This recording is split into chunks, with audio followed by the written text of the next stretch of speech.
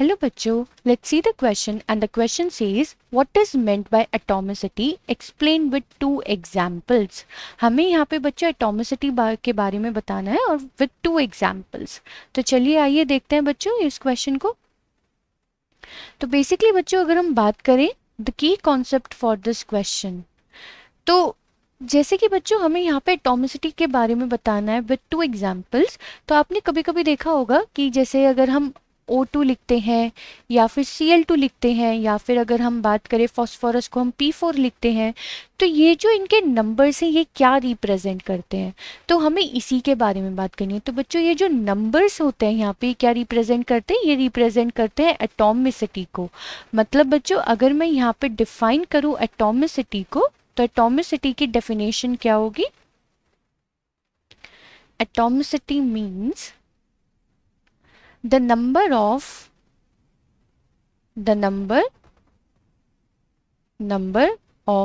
atoms present in one molecule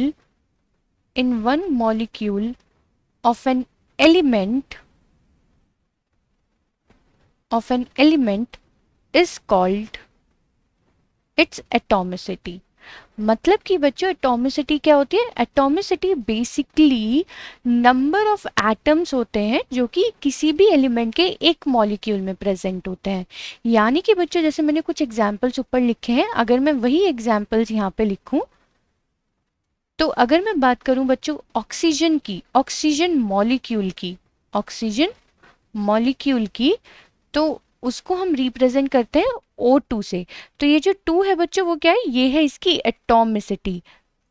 atomicity मतलब कि one molecule of oxygen contains how many oxygen atom, 2 oxygen atoms. इसलिए बच्चों oxygen molecule की जो atomicity होती है वो होती है 2, और इसी वजह से हम इसे डाई एटॉमिक भी बोलते हैं।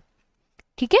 और बच्चों अगर हम बात करें अब यहीं पर क्लोरीन की भी ऐसे, तो क्लोरीन Cl2 इसकी एटॉमिसिटी कितनी होगी 2। बात करें फॉस्फोरस मॉलिक्यूल की P4, तो इसकी एटॉमिसिटी कितनी होगी 4। तो बच्चों नंबर ऑफ एटम्स जो कि किसी भी एलिमेंट के वन मॉलिक्यूल में प्रेजेंट होते हैं उसे हम बोलते हैं एटॉमिसिटी। आई होप बच्चों आपको ये क्वेश्चन समझ में आ गया होगा। Thank you.